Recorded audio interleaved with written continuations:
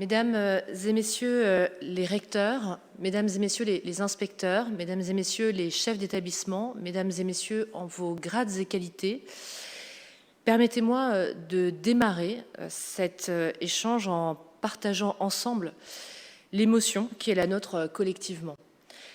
Le drame qui a eu lieu à la cité scolaire Gambetta Carnot d'Arras nous laisse endeuillés, horrifiés, mais je crois aussi déterminés. Déterminés à ne pas laisser l'obscurantisme et l'attaque des valeurs de la République être imposées par la haine. Je tiens à partager l'émotion qui est la mienne, m'associer à vous dans cette douleur, mais je crois vraiment que l'éducation et le savoir restent les remparts les plus solides pour lutter contre ces dérives. Par ailleurs, veuillez accepter mes excuses, celles de toute mon équipe, pour le délai de prévenance de ce webinaire. Sachez que je vais personnellement veiller à ce que les prochains soient annoncés beaucoup plus en amont. Je vais vous proposer un format plus court et je vais demander effectivement aux intervenants que nous puissions tenir un délai de 45 minutes de webinaire pour vous permettre de repartir sur vos différentes missions. Je voudrais déjà vous remercier très sincèrement pour cette rentrée qui a été une rentrée assez lourde de nouveaux dispositifs à déployer en cette rentrée, de nouveaux dispositifs dont vous vous êtes emparés dans des conditions extrêmement limitées en temps. Et je voudrais vraiment vous remercier pour avoir mobilisé l'ensemble de vos personnels autour de ces nouvelles directives, nouvelles orientations, et nous permettre collectivement de mettre en œuvre certains de ces leviers dès cette rentrée, avec, je le sais, de nombreuses interrogations qui ont été celles de vos équipes et celles sur lesquelles vous avez eu à répondre. Je voudrais réitérer le fait que cette réforme, ce n'est pas une réforme du lycée professionnel, qu'évidemment certains leviers se déploient partout dans chaque lycée professionnel, mais la plupart des leviers sont mobilisables selon les réalités des établissements scolaires qui sont les vôtres. Je pense par exemple au lycée professionnels polyvalents ou alors aux EREA qui n'ont pas forcément les mêmes besoins et qui doivent pouvoir s'emparer aussi des leviers différemment. Je voudrais vraiment que la mobilisation de ces dispositifs réponde à un projet d'établissement, au projet construit par les équipes. Le webinaire d'aujourd'hui va se concentrer sur le sujet de la carte des formations pour apporter des éclaircissements qui ont été demandés. Il m'importe que nous puissions avoir un temps d'échange spécifique sur cet aspect et de partager des pratiques, des leviers qui vous permettent aussi de faciliter cette réflexion autour de l'offre de formation que vous souhaitez déployer à l'échelle de vos établissements. Je voudrais rappeler déjà la double ambition qui anime cette évolution de l'offre de formation. Il s'agit déjà véritablement pour moi d'assurer l'égalité des chances et de mieux faire réussir les parcours scolaires des élèves.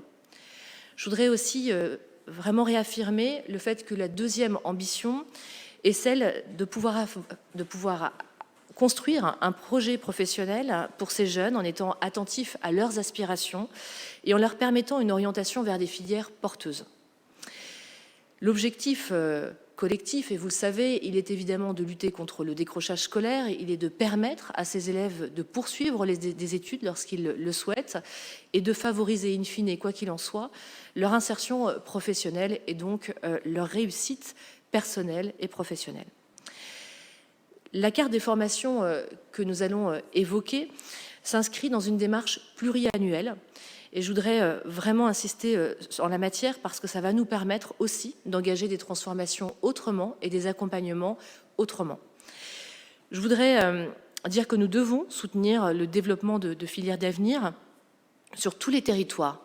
Et pour ça, j'ai signé avec 3 ministres une lettre d'instruction relative à la carte des formations, co-signée avec le ministre de l'Éducation nationale et de la jeunesse, avec le ministre du Travail et du Plein Emploi, avec la ministre de l'Enseignement supérieur et de la Recherche. Cette lettre d'instruction, elle a été adressée à l'ensemble des représentants de l'État en région pour que nous puissions partager l'ambition et la méthode.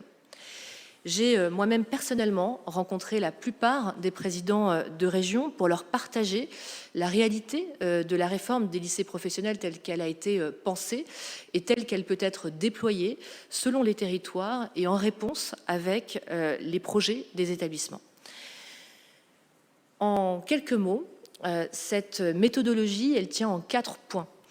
Le premier, c'est au fond de pouvoir définir dans chaque région académique un document de cadrage spécifique qui va permettre de préfigurer finalement un chemin, des orientations stratégiques, des priorités qui vont être dégagées à l'échelle du territoire et qui est bien sûr partagé avec la région et qui est au fond un mouvement vers lequel on souhaite s'engager ainsi qu'une méthodologie sur laquelle on s'entend pour approcher cet objectif. C'est donc au fond une première préfiguration qui donne la ligne de départ et l'intention de ligne d'arrivée qui peut être projetée. La deuxième étape, elle est au fond à l'échelle des établissements. Il s'agit pour moi de véritablement vous encourager à réunir vos équipes pédagogiques avec les professionnels pour que vous puissiez organiser par établissement sur la base du document de cadrage qui aura donc été fait à l'échelle de la région académique et sur la base également d'indicateurs d'insertion professionnelle et de poursuite d'études, mais également de données macroéconomiques sur le territoire qui vous permettent donc de proposer des axes de transformation de la carte des formations professionnelles à l'échelle de votre établissement. Il s'agit vraiment pour moi que vous puissiez réfléchir cela selon la réalité de vos établissements, des élèves, des territoires, des partenariats que vous pouvez construire, éventuellement des campus des métiers et des qualifications dans lesquels vous êtes ou dans lesquels vous pouvez demain vous projeter. Au fond, véritablement, il s'agit pour moi de vous avoir à la main de ces propositions qui doivent pouvoir émaner d'un projet d'établissement. Le troisième axe, il est construit à l'échelle du bassin d'emploi.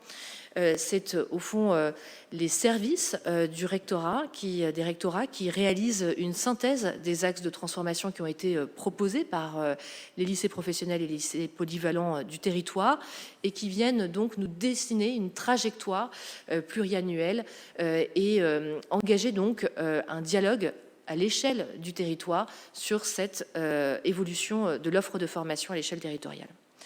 Le quatrième axe, il est à l'échelle de la région académique et en partenariat avec les régions pour dessiner, là pour le coup, le plan pluriannuel d'activité qui sera le plan d'action finalement de l'offre de formation qui vous permettra donc d'avoir une base, une lisibilité sur l'évolution de l'offre de formation sur la base d'un plan pluriannuel. Cette méthode, elle a été donc partagée par le biais d'une circulaire en juillet dernier et elle permet du coup à chacun de savoir comment est-ce que nous organisons les choses. En quelques mots et pour conclure ces propos, je voudrais vous rappeler que nous avons développé un outil qui s'appelle Orion. Orion sera accessible pour vous et vos équipes dans les prochaines semaines. Nous sommes en train de finaliser un certain nombre de développements pour qu'il vous soit plus facilement accessible et utile dans le cadre de ce processus.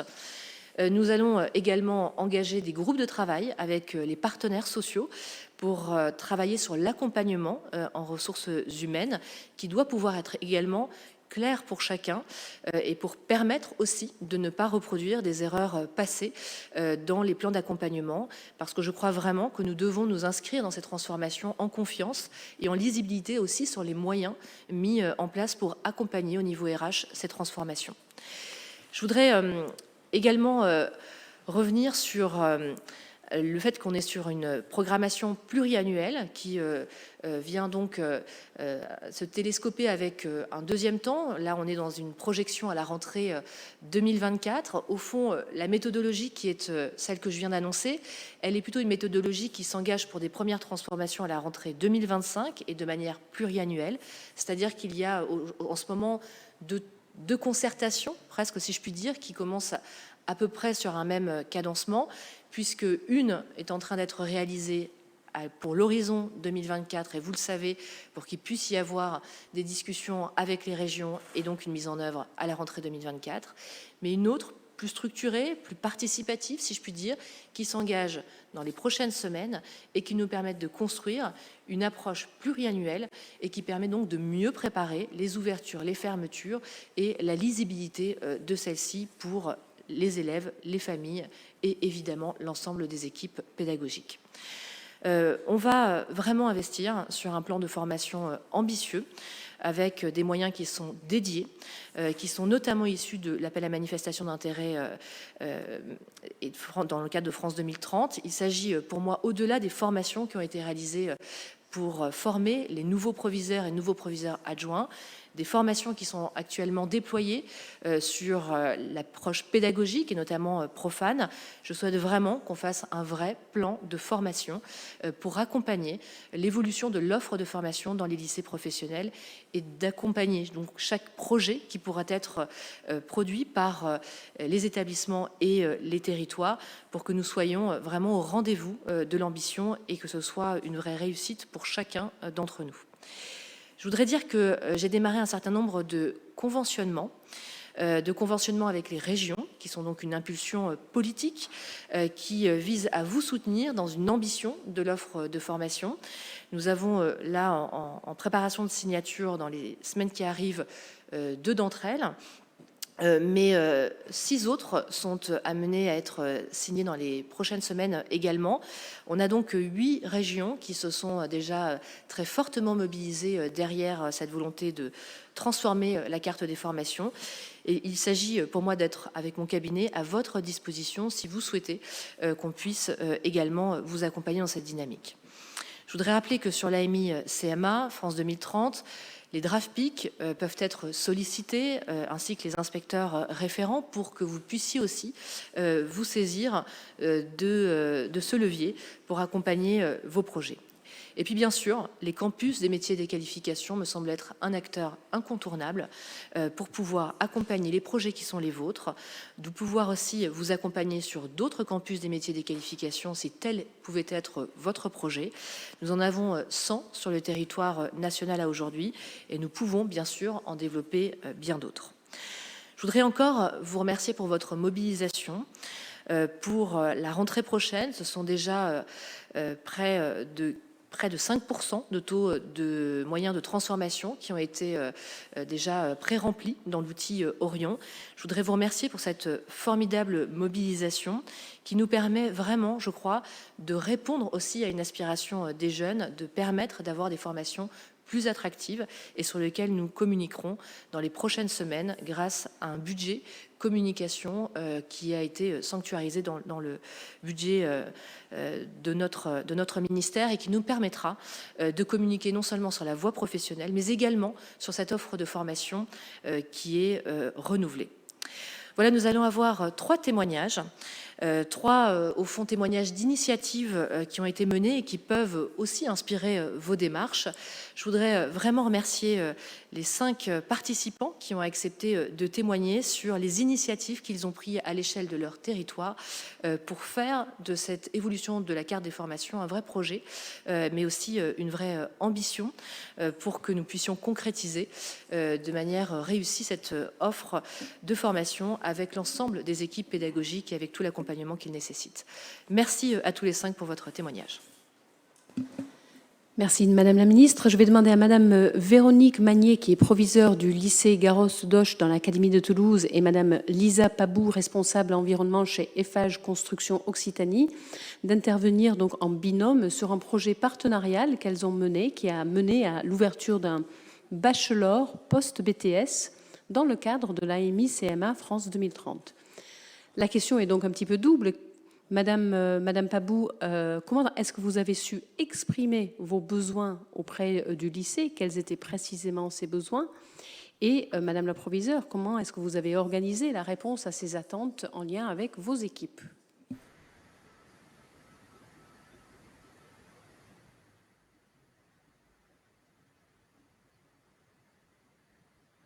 Bonjour, je ne sais pas si vous m'entendez.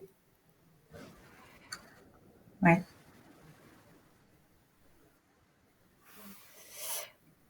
Alors, je suis désolée, la connexion n'est pas très bonne, donc ça ne va pas pouvoir être très interactif. Ah.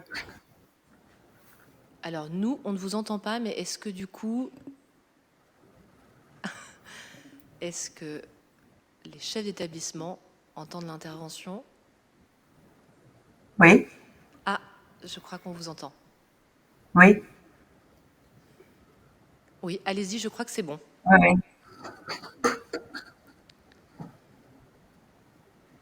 Donc oui, nous, on a été contactés par le lycée Rose pour parler d'une nouvelle formation sur les enjeux environnementaux.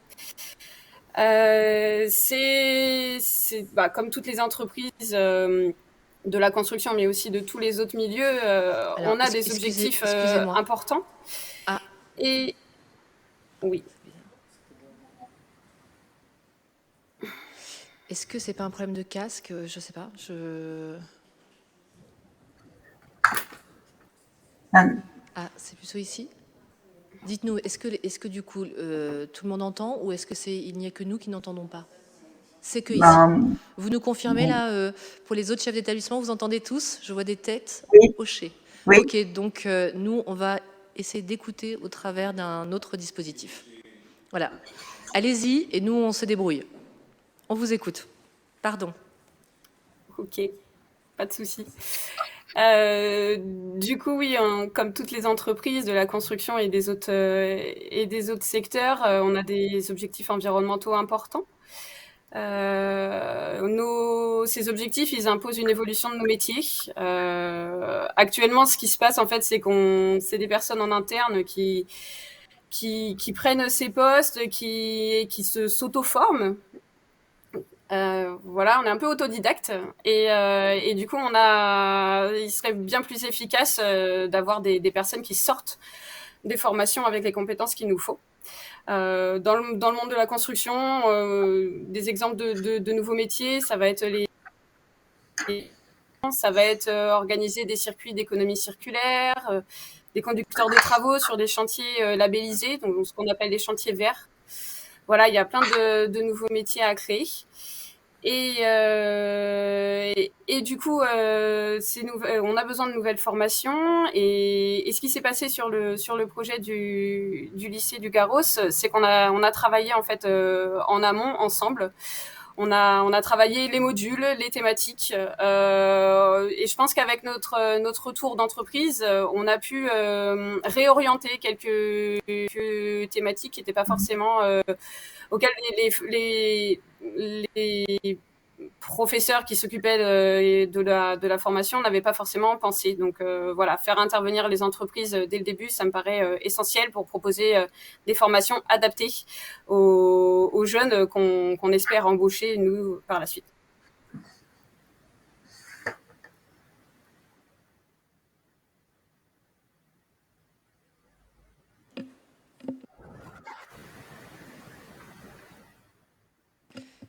Merci beaucoup. J'ai une question qui est adressée peut-être plus particulièrement à Madame Lisa Pabou, responsable environnement au sein d'Eiffage Construction d'Occitanie. Est-ce que vous pouvez nous parler de la manière dont vous avez exprimé ces besoins, mais dont aussi vous avez accompagné cette attente avec les équipes? Enfin, comment est-ce que vous avez articulé finalement le besoin avec l'accompagnement des équipes du coup en lycée professionnel? Alors, est-ce que vous pouvez répéter la question? Je suis désolée, ça coupait tout le temps. Je suis désolée. Je ne l'ai pas entendu. En fait, Madame Pabou, on vous a entendu très très mal à distance. En fait, donc on a cru comprendre que vous aviez pu exprimer vos besoins. Et donc la question, c'est plus en lien avec Madame la proviseure. Voilà, comment est-ce que, en lien avec les équipes du lycée professionnel, vous avez pu travailler cela?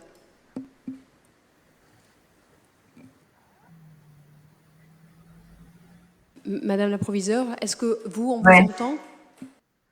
Alors, je vais pouvoir répondre à votre question si vous me le permettez. Donc, je vais répondre directement à la question que vous m'avez posée. Avant toute chose, en fait, de nombreuses réunions ont été organisées. On s'est beaucoup appuyé sur le campus des métiers et des qualifications, puisqu'on a la chance, nous ici, d'être tête de campus depuis 2017. Donc, on s'est beaucoup appuyé sur le campus et c'est grâce au réseau d'entreprises du campus qu'on a pu organiser plusieurs réunions. Alors, des réunions qui ont été animées notamment par Madame Lavambre, IA, IPR, STI, par le DDFPT, Monsieur Rivola, et par Monsieur Guillemot, directeur opérationnel du campus, en présence d'entreprises et en présence des enseignants. Et ce sont ces échanges qui ont permis de construire les contenus. Et c'est ce que disait Mme Pabot tout à l'heure, ça a permis aussi d'ajuster ces contenus aux besoins exprimés par les entreprises lors des différentes réunions.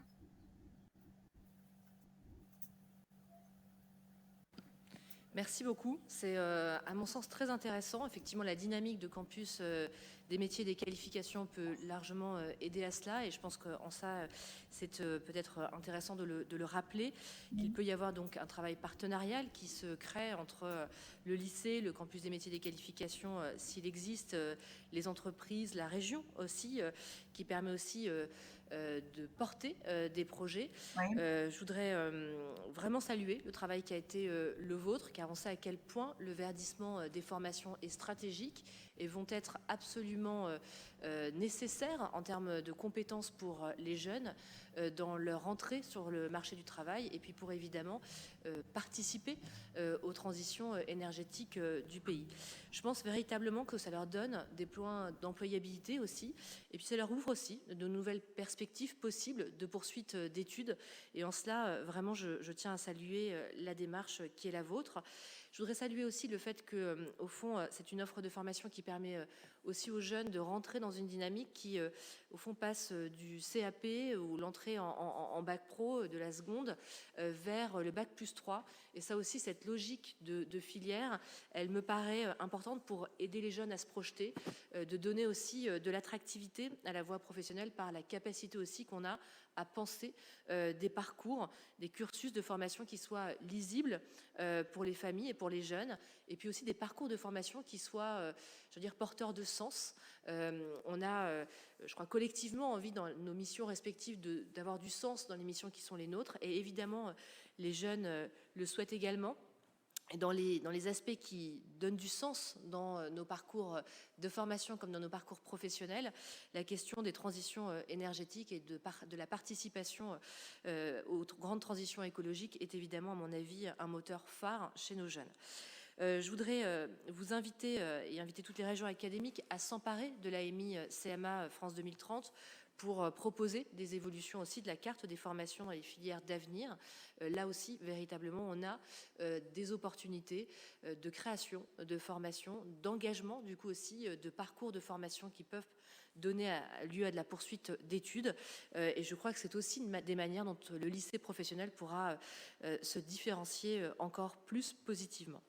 Je voudrais rappeler que vous pouvez aussi solliciter l'expertise des inspecteurs, je l'ai dit tout à l'heure, mais vraiment le rappeler des inspecteurs et des services des DRAFPIC pour vous accompagner également dans vos projets de ce type. Merci en tout cas à toutes les deux pour vos témoignages et pour le beau projet que vous avez porté à l'échelle du campus et de l'établissement. Merci à toutes les deux. Ensuite, nous avons Monsieur Noé, secrétaire général de la région académique Provence-Alpes-Côte d'Azur, et Madame la directrice générale adjointe de la région Sud. Vous travaillez depuis quelques mois à l'élaboration d'une convention innovante pour la transformation et la valorisation des lycées professionnels. Qu'apporte la signature justement d'une telle convention que Madame la ministre a pu mentionner dans ses propos introductifs pour la mise en œuvre en territoire d'une réforme dont les grands axes sont définis au niveau national? Bonjour Madame la Ministre, bonjour Mesdames et Messieurs, vous nous entendez bien? On imagine que oui, parce que c'est compliqué d'avoir des retours.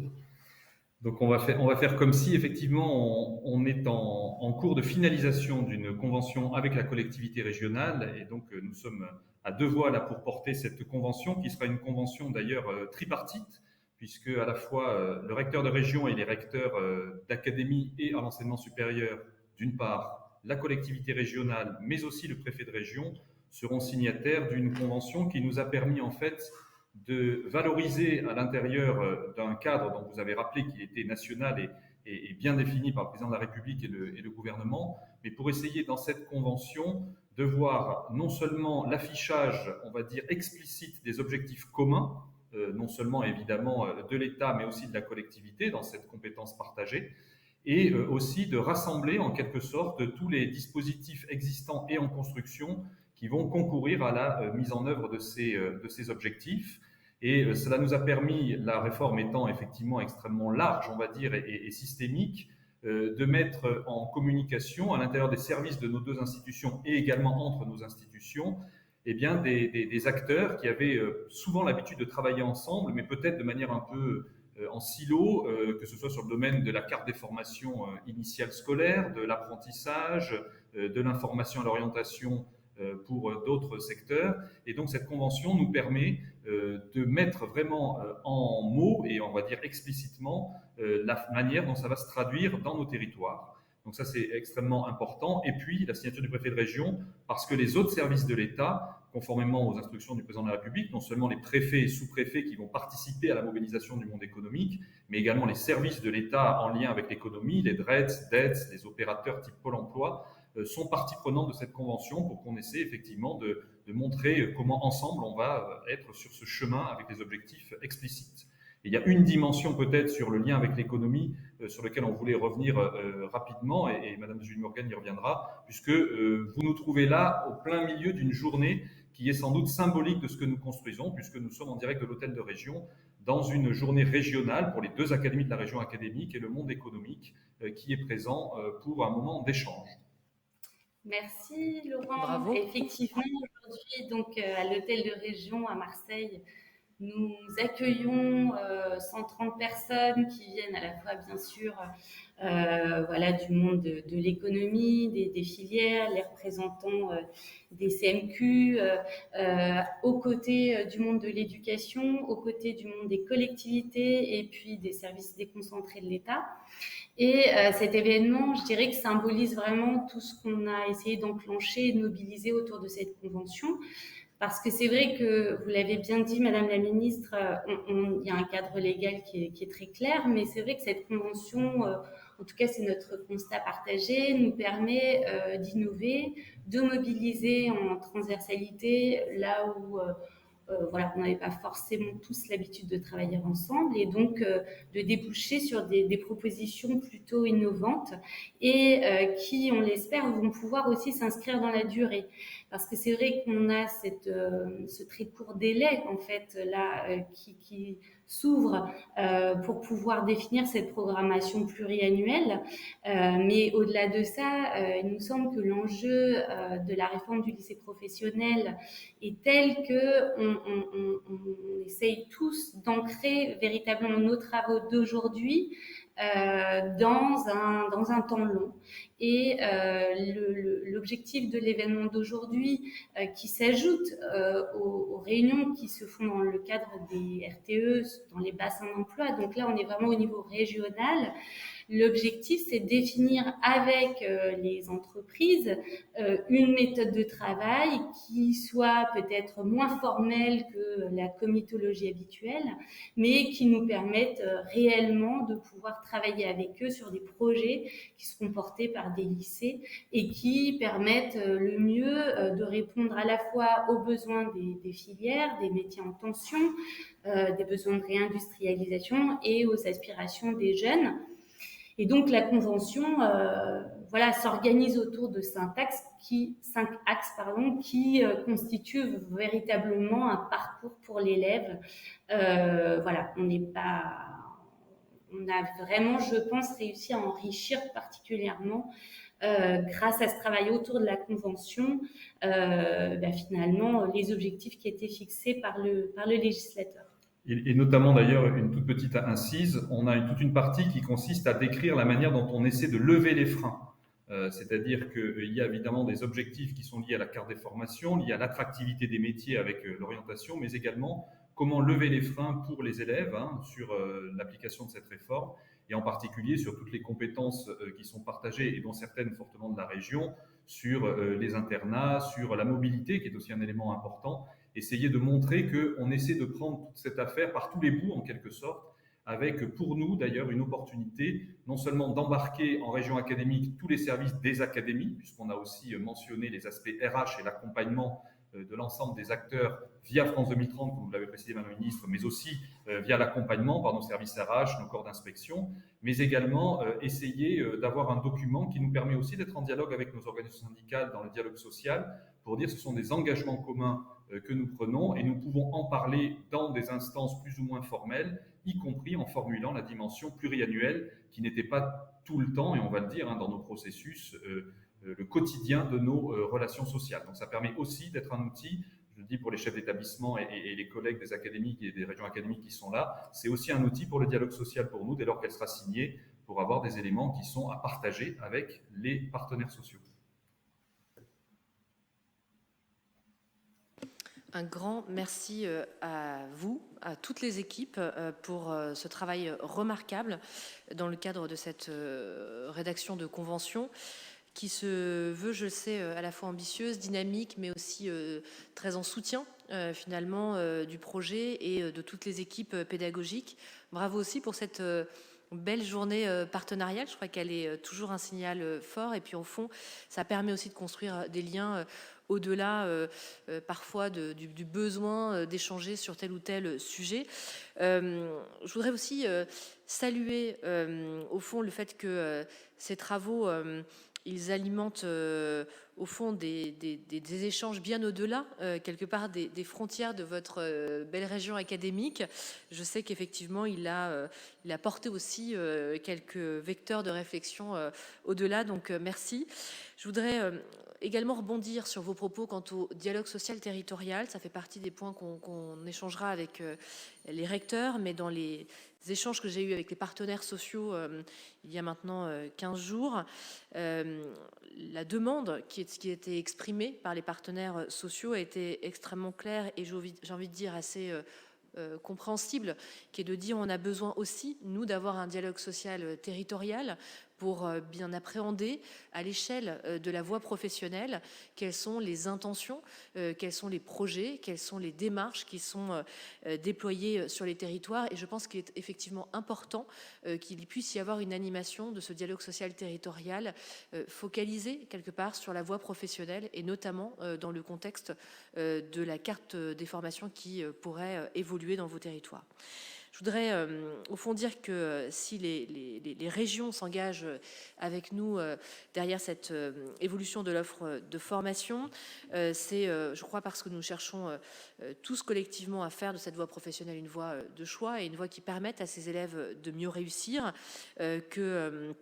au-delà de la convention, comme je disais tout à l'heure, ce sont des communications qui seront engagées. Vous avez parfaitement de raison de partager sur le fait que c'est l'attractivité de la filière elle-même et des métiers qu'il nous faudra pouvoir travailler et mettre en visibilité, qu'il faudra aussi effectivement lever un certain nombre de freins, qui soient objectifs ou pas, et qu'il faut pouvoir donc bien identifier pour pouvoir y apporter des réponses, et que là aussi on est à vos côtés pour pouvoir trouver des réponses aux freins que vous aurez identifiés, et puis de mettre en visibilité bien sûr ces formations.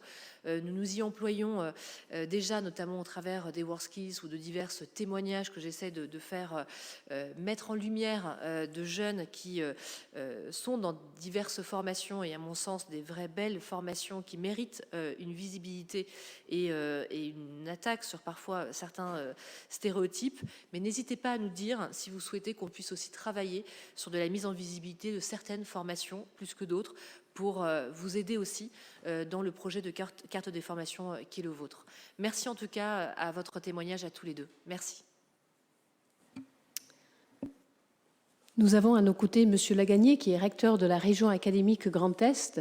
Monsieur le recteur, est-ce que vous pourriez en quelques minutes nous présenter les travaux que vous menez de votre côté de manière conjointe avec la préfecture de la région et la région Grand Est dans le cadre de l'évolution justement de la carte des formations pour mettre en place de façon justement réactive, comme vient de le dire Madame la Ministre, les travaux qui vont être présentés très prochainement. Merci.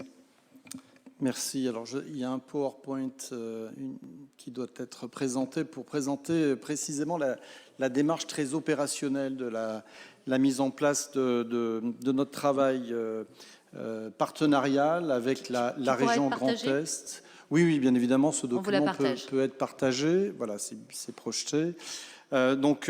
Pour dire quelques mots et au-delà d'une convention partenariale, puisque nous sommes aussi engagés, bien évidemment, sur une convention, tout comme la région PACA, pour affirmer notre fort volontarisme à la fois du côté de la région, mais également du côté des services de l'État. Nous avons voulu, de façon très concrète, rendre opérationnelle une démarche très engagée sur l'évolution de la carte des formations. Donc vous avez ici un synopsis qui rappelle les principales étapes que nous allons déployer à partir de maintenant, en réalité, jusqu'en juillet 2024. Ce document et d'autres annexes qui ne seront pas projetées, mais ce document-là, il est accompagné au préalable d'une lettre de cadrage qui rappelle en réalité 3 objectifs principaux et qui fixe finalement le cadre de travail pour l'ensemble des établissements et l'ensemble des partenaires associés à nos travaux. Une lettre de cadrage qui rappelle d'abord que le premier objectif est de former aux compétences d'avenir, aux métiers sous tension, avec un zoom singulier compte tenu de notre région sur 3 axes thématiques forts. Celui de la transition énergétique, qui touche notamment aux problématiques d'efficacité énergétique des bâtiments, de production d'énergie renouvelable, de mobilité verte et de filière nucléaire. Un deuxième volet dans une région historiquement industrielle qui touche cette fois-ci à la transition ou aux transitions industrielles dans une perspective de décarbonation, de numérisation. Et un dernier volet dans une région qui est aussi une région concernée par la problématique du vieillissement. Un dernier volet sur le soin et l'aide à la personne. Donc, un cadrage effectivement thématique, assorti également d'un autre objectif qui est celui de la valorisation des parcours de formation par filière d'activité, en s'appuyant notamment sur un document stratégique extrêmement important qui est rappelé dans le courrier, qui est le contrat de plan régional pour le développement des formations et de l'orientation professionnelle, qui vient d'être validé, le CDRFOP, et qui est la traduction aussi d'un dialogue extrêmement étroit entre acteurs économiques et partenaires sociaux. Et le dernier objectif qui est rappelé dans la lettre de cadrage, c'est bien évidemment, mais ça on le sait tous, la nécessité de mobiliser différentes voies de formation à notre disposition, les parcours de formation initiale, mais également les parcours en apprentissage ou en formation continue. Et on rappelle enfin, et j'en viens au synopsis, sur le fait que notre démarche, elle est fondée finalement sur un travail inédit, partenarial, qui va mobiliser les services de l'État, les services de la région et une pluralité d'acteurs. Et donc notre démarche qui s'engage maintenant, elle est construite autour de 5 étapes qui sont rappelées ici. Une première phase qui va courir pendant tout le mois de novembre, qui porte sur un diagnostic partagé territorial et qui va se construire autour de nos anciennes maisons de région, et donc en sous-territoire régional, pour dire les choses simplement, qui va se fonder bien sûr de la ressource existante. Vous évoquiez tout à l'heure, Madame la Ministre, Orion, mais il y a également tous les diagnostics et toutes les analyses portées par l'OREF, portées par l'Éducation nationale et quelques autres, bien évidemment. Donc cet enjeu du mois de novembre est de faire en sorte que, à des échelles micro-territoriales, on puisse partager un certain nombre d'éléments de diagnostic, de manière à ensuite laisser les acteurs territoriaux réfléchir et à un certain nombre de propositions, dans l'esprit de ce qu'a présenté tout à l'heure la chef d'établissement et la responsable d'entreprise, vraiment dans cette logique-là, travailler en réseau, en appui bien évidemment des CCI, des missions locales, de Pôle emploi, en appui des DRETS, donc mobiliser non seulement les acteurs de l'éducation nationale, mais travailler en réseau, en s'appuyant également sur des réseaux qui sont déjà structurés. On évoquait tout à l'heure les CMQ, je pense aussi également aux comités locaux, écoles-entreprises. Donc cette période-là de décembre 23 à février 24 va être extrêmement importante, avec une réflexion très territorialisée, et qui va être engagé sous l'égide et sous l'animation des sous-préfets à l'échelle des SPEL. Donc il y aura ce premier temps de réflexion et de proposition. La phase suivante qui va être une phase d'instruction et cette fois-ci d'analyse partagée avec la région Grand Est, donc Éducation nationale et région Grand Est, de manière à commencer à produire une feuille de route territorialisée. Donc si j'ose dire, ça sera un travail sans doute davantage en chambre. Et ce travail en chambre, il sera ensuite présenté et à nouveau remis en discussion entre mai 2024 et juin 2024, de manière à pouvoir aller progressivement vers une feuille de route pluriannuelle stabilisée. Donc, entre mai 2024 et juin 2024, il y aura à nouveau, sous l'animation des sous-préfets, une réflexion partagée autour des propositions et autour de la pré-feuille de route que nous aurons commencé à dessiner avec la région Grand Est. Notre point d'atterrissage sur le plan temporel, c'est juillet 2024, qui va du coup donner lieu effectivement à la production d'un plan d'action régional. On ne s'arrêtera bien évidemment pas là, puisque ce plan traduit une trajectoire, mais annuellement, nous aurons à retravailler plus finement de manière à ce que, annuellement, on puisse voter des évolutions successives de cartes de formation année après année jusqu'à 2027. Merci beaucoup, Monsieur le Recteur, pour le partage de cette méthodologie qui, encore une fois, est la méthodologie que vous avez souhaité adopter dans le Grand Est, qui peut être inspirant, mais qui, encore une fois, s'adapte évidemment aux réalités territoriales. Merci d'avoir rappelé aussi l'ensemble des autres dispositifs existants et sur lesquels, évidemment, chacun peut s'appuyer.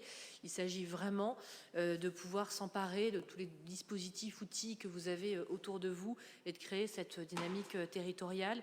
Elle a été très bien enclenchée, effectivement, des réceptions de la direction interministérielle, de la directive interministérielle en région Grand Est, avec une implication extrêmement forte de tous les acteurs en territoire. Et donc, merci d'avoir animé ce travail partenarial.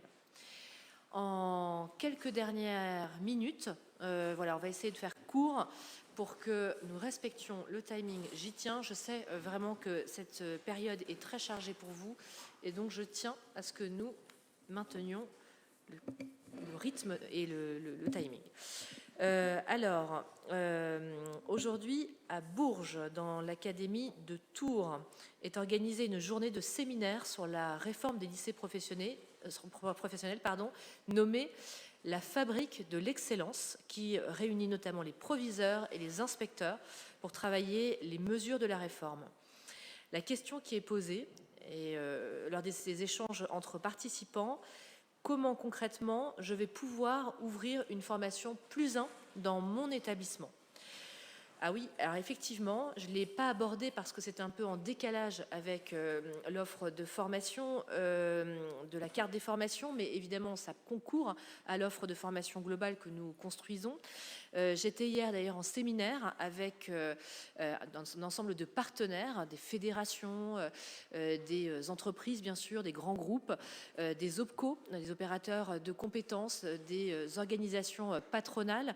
Au fond, l'idée pour moi était de réunir un maximum d'acteurs du monde économique pour pouvoir les sensibiliser sur cette offre de +1 et de faire en sorte que nous puissions engager des partenariats à l'échelle locale sur ces offres de +1. Donc hier, j'animais donc un séminaire intitulé « Une nouvelle alliance entre le lycée professionnel et l'entreprise ». Et au fond, ce que j'ai passé comme message, c'est le fait qu'il existe déjà ces SAS, ces mentions complémentaires dans nos lycées professionnels.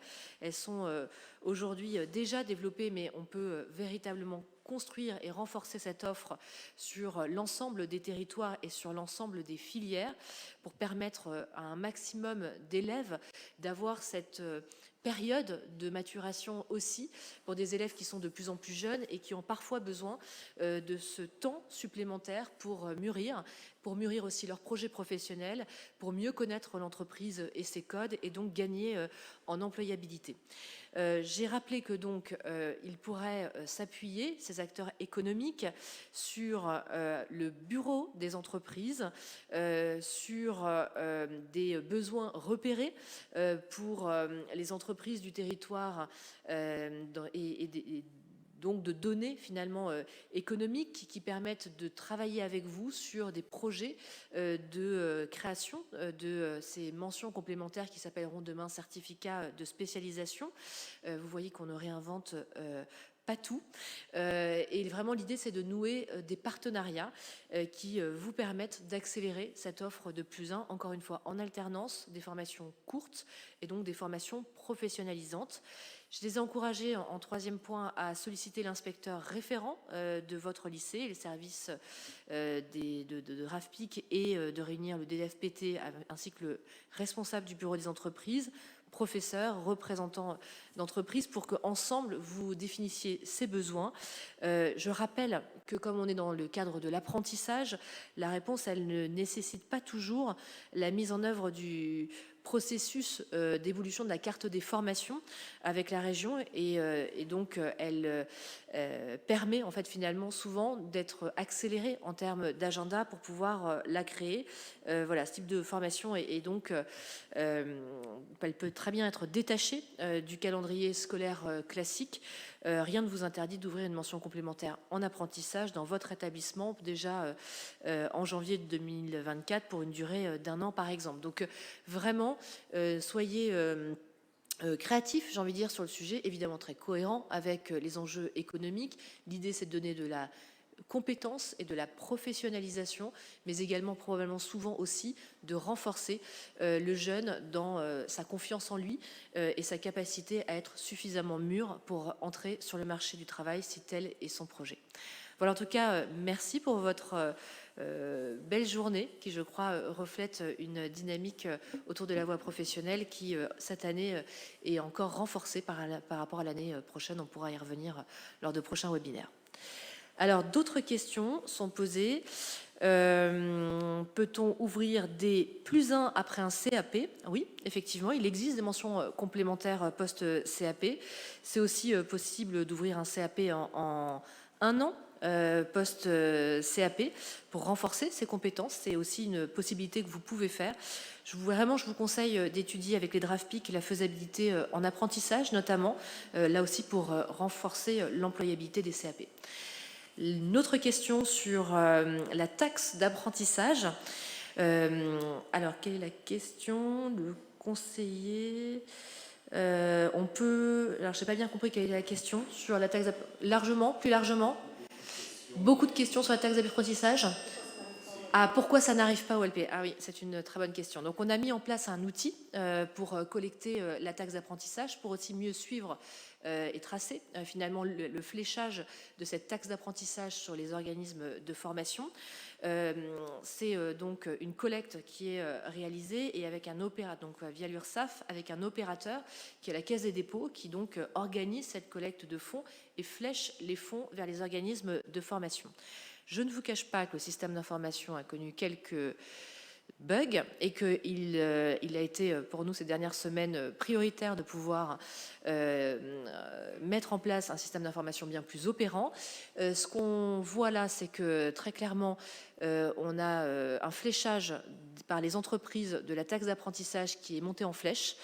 Donc on voit que les entreprises se sont emparées de l'outil. C'est très très très manifeste. On a fait plus de x10 en quelques jours de fléchage. Il s'agit néanmoins encore de pouvoir encourager les entreprises à poursuivre ce fléchage. Vous avez jusqu'au 9 novembre pour les encourager à le faire. Mais on voit bien que chaque jour, la montée est une montée en flèche. Les versements, le deuxième versement est effectué aujourd'hui. Donc c'est en train de s'accélérer. Vous pouvez donc regarder aussi aujourd'hui où est-ce que vous en êtes par rapport à l'affectation de cette taxe d'apprentissage et s'il faut ou pas relancer, mais probablement que oui, les entreprises pour qu'elles poursuivent le fléchage en question. Et puis, dernière question, où trouver la carte des formations du bassin?